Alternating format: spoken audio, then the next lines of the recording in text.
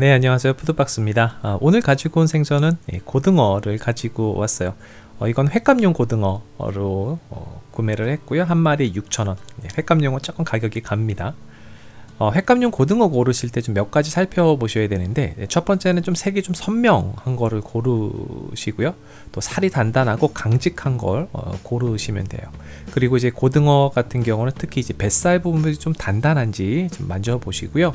그리고 가장 중요한 거는 이제 아가미, 여기에 점액질이 있는지 없는지를 꼭 확인하시면 돼요. 이렇게 이제 초밥이나 횟감용 고등어를 괜찮은 고등어를 이제 고르실 수 있습니다. 네, 그럼 이제 오늘은 이제 전처리하고 초절임 바로 시작하도록 하겠습니다. 이 고등어가 뭐 괜찮게 잘 고른 것 같아요. 살밥이 두툼하니 괜찮습니다. 대가리하고 내장 제거해 주시면 되는데, 지금 제가 살짝 조심스럽게 하는 거는 이 고등어 같은 경우는 내장에 고래 회충이 항상 있어요. 그래서 이제 그런 것들 한 번에 다 제거하기 위해서 그렇게 했고요. 특히 이제 항문 쪽에는 좀 남아 있을 수 있거든요. 그래서 항문 쪽은 특히 좀 잘 살펴보셔야 돼요. 선도가 좋아서 그런지 고래 회충들이 얌전하게 잘 있습니다. 이 내장이 다 있으면은 괜찮아요. 그리고 깨끗하게 이제 신장 부분하고 세척해 주면서, 특히 이제 항문 부분에 고래 회충이 남아 있지 않도록 물로 잘 세척해 주시면 돼요. 선도가 떨어지는 경우는 살로 파고들 수 있거든요. 그래서 선도 좋은 거 고르는 게 가장 중요하고, 이제 깨끗하게 잘 세척하시면은 드시는데 문제 없습니다. 자, 이제 포뜨기를 해줄 거예요. 포 뜨는 방법은 보통 다이묘 오롯이 이제 한 번에 자르는 거 있잖아요. 그 방법으로 하시면 편해요. 저는 그냥 이번에는 그냥 세상뜨기 일반적으로 하는 방법으로 한번 해봤습니다.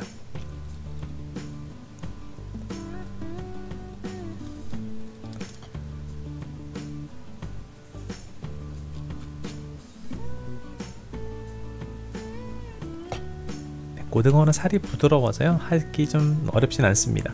자, 이제 소금에 절여 줄 건데, 밑에 소금을 깔아 주시고 그 위에 고등어 올려 주시고 소금 뿌려 주시고 약 한 40분 정도 절여 주시면 돼요. 네, 이제 40분이 지났습니다. 이제 40분이 지나게 되면은 이 소금 때문에 수분을 좀 많이 이제 빠지게 되죠. 그래서 겉에면을 보시면 좀 쭈글쭈글하게 잘 돼 있어요. 좀 단단해지기도 하고요. 이제 소금은 흐르는 물에 잘 씻어내 주셔야 돼요. 짠기가 남아 있으면 안 돼요. 네, 그리고 이제 초절임을 해줄 건데, 이제 시메즈라고 하는 초절임 식초에 담글 거예요. 그 식초는 꼭 차갑게 한 상태에서 부어주시면 되고요. 예전에 제가 올린 그 영상에서 좀 더 자세하게 설명되어 있으니까요, 참고하시면 좋을 것 같아요. 국산 식초가 보통 6도에서 7도 산도예요. 근데 한 4.5도 5%까지 낮춰주는 게 좋거든요. 그래서 식초 100ml에다 물 55ml를 희석하시면은 한 4.5도 정도 됩니다. 여기에다 레몬이나 다시마나 대파 같은 걸 넣어서 이제 풍미를 조금 더 해주시면 돼요. 저 같은 경우는 이렇게 페트병에 넣어서 보관하는 편이에요. 자, 그리고 자작하게 부어주신 다음에 키친타올로 이렇게 덮어주시면은 이제 좀 시메즈, 초절임 식초를 좀 절약하실 수 있어요. 자, 20분이 지나고 나면은 한번 뒤집어 주셔야 돼요. 뒤집어 주셔야지 이제 고등어가 골고루 초에 잘 익거든요. 자, 20분이 지나서 초절임은 끝났습니다. 이 초절임을 조금 더 세게 하시는 분도 계시고요, 좀 약하게 하시는 분도 계시고, 개인 기호에 따라서 하시면 돼요. 전체적으로 잘 나온 것 같습니다. 이제 해동지로 식초를 닦아 주시는데, 네, 이건 물로 세척하지 않습니다. 그냥 해동지로 식초만 잘 닦아 주시면 돼요.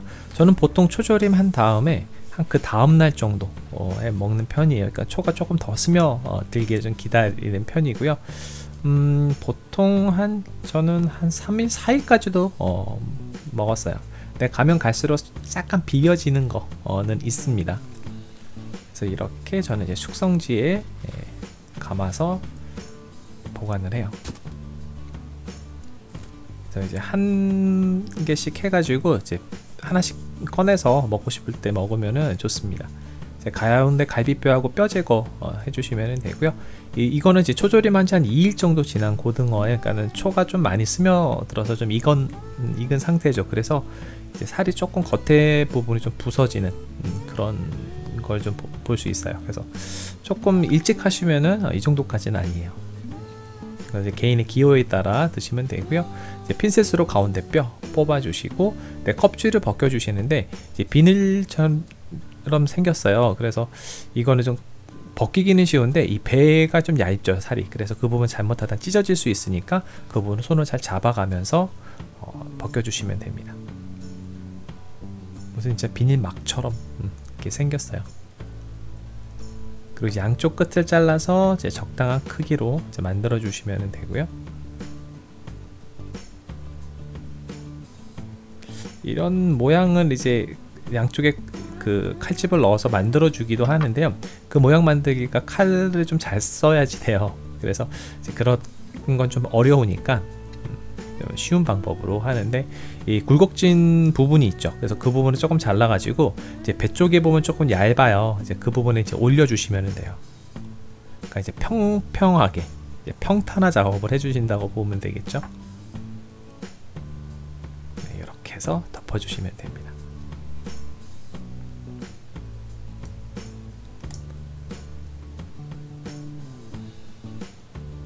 이게 잘 붙어 있어요. 그리고 이제 그 겉에 칼집을 내면은 이제 모양 내기가 쉽거든요. 그래서 길쭉한 모양으로 이제 칼집을 내줬습니다.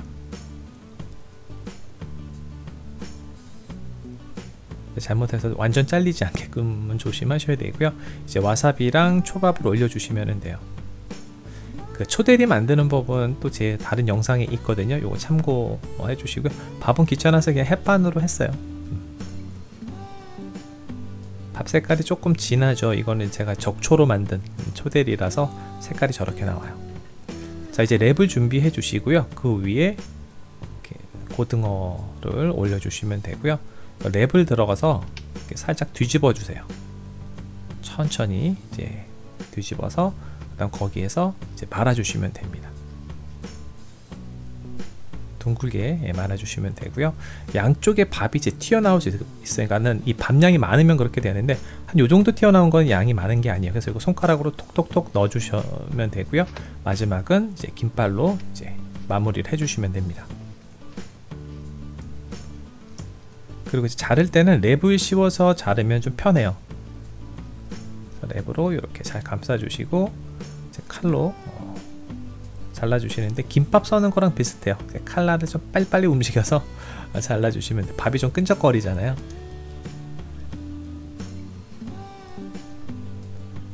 이렇게 접시에 이제 하나씩 올려줬습니다. 칼집을 내면은 저렇게 모양을 좀 잡기가 좀 편해요. 자, 이렇게 해서 완성을 다 했어요. 생각만큼 이제 모양이 예쁘게 나오진 않았는데, 예, 그래도 적당한 것 같아요. 자, 이거 꼬다리 한 개 남아 있어서 요거부터 먹어보도록 할게요. 젓가락으로 하면 조금 이렇게 좀 어렵고 손으로 먹는 게 제일 편한 것 같아요. 네, 이게 맛있어요. 그러니까 그 고등어 초조림 시메사바라고 하죠. 이거하고 이제 밥하고 굉장히 잘 어울리거든요. 그래서 이렇게 시메사바, 그러니까 초조림을 하시고 나면 이렇게 한 접시 정도는 봉초밥 만들어 보시는 것도 좋을 것 같아요. 요즘 고등어가 한참 맛이 있을 그런 시기라서요, 그 기름짐의 그런 풍미가 있어서 참 좋습니다. 그래서 초밥 쥐는 것보다는 이 봉초밥이 쉬우니까 한번 만들어 보시기 바랍니다. 네, 오늘 준비한 영상은 여기까지고요. 그럼 가시기 전에 구독과 좋아요, 알림 꼭 부탁드려요. 다음에 또 봬요.